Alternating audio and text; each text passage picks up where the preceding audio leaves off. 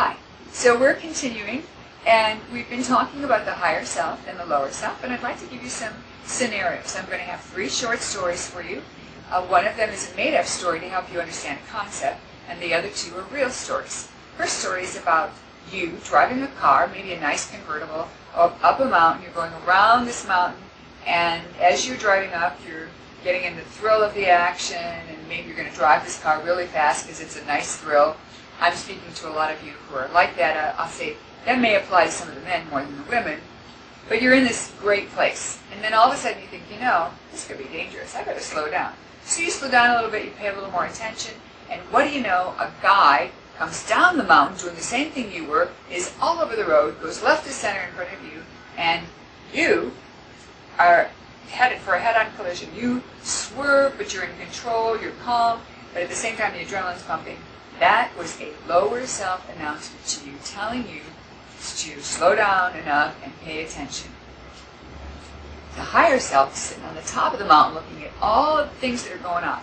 You get on this mountain pass, you're driving along, and your higher self comes in and gives you a message that says there's a scenic overlook coming up. Get out, take a picture. Beautiful scenery. Take your time. You need a break. You've been driving a while. So you get out at the scenic overlook. You're snapping pictures. That crazy guy driving down the mountain goes right down the mountain. Where are you?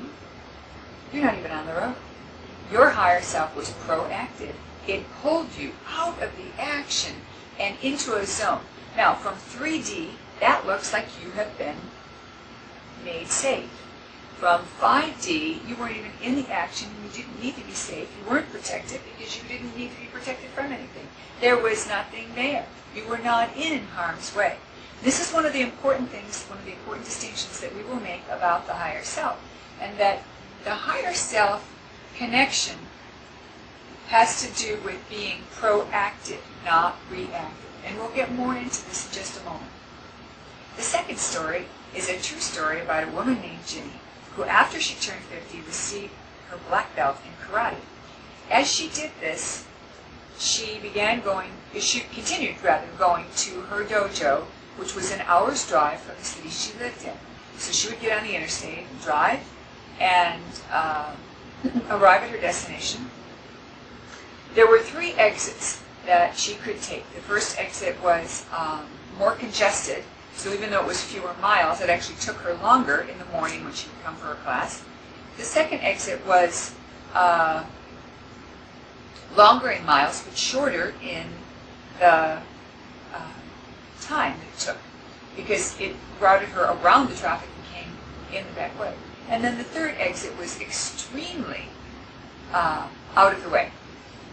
On this particular morning, she had decided that she needed to have a conversation with her sensei, and she chose to leave an extra half an hour early. This was a woman who was on a mission because her class was at 9 o'clock on Monday morning, and so that meant she left the house at 7:30 in order to make that 9 o'clock class with the extra 30 minutes in her favor.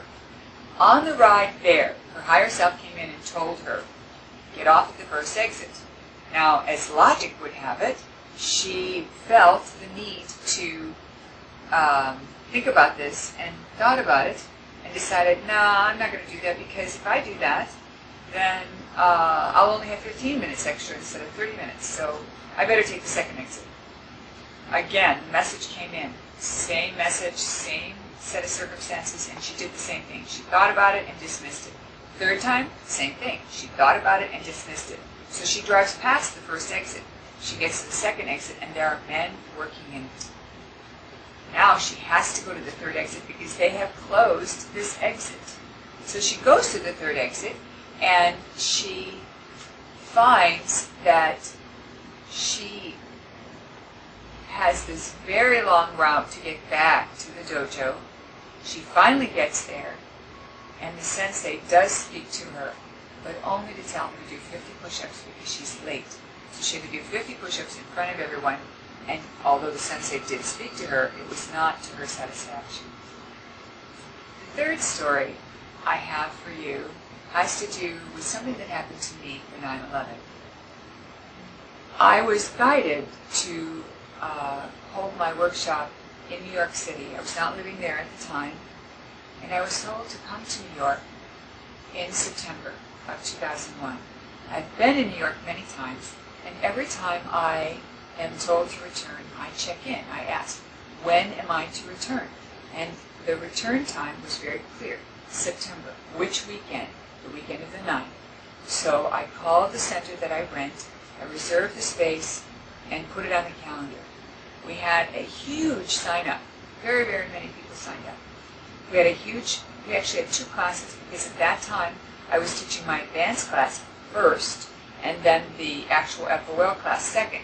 The reason we did that is because back then I did not allow people to take the advanced class immediately following the basic class. And I insisted that they have some practice time. So the people who came to the advanced class on that Friday were practicing in Merkaba for a number of months. As I made plans to go on this particular trip, I started letting people know that I had decided to take an extra day for vacation. And I would be interested in doing some shopping and some visiting and maybe I had plans for dinner that night. And I made all these extra plans in order to spend time with my friends that I have in New York. When I went to buy the airline ticket in August, I was given a very clear directive: go straight home. Now, I had already asked if I should do the class. I was told yes. I had already asked, and asked again, am I to still do this class? Yes. Am I to fly on these dates? No, you must fly home right away after the class. So, instead of buying my airline ticket for the return date on September 11th, which was my initial plan, I flew home Monday morning. And then I had to cancel all the appointments that I had made for Monday. And the biggest comment I had was, why are you canceling? And my response was, I don't know. All I know is that I have to be home. So maybe I'll get an important phone call. Maybe one of my sons will need me. I'm not sure. The rest is history.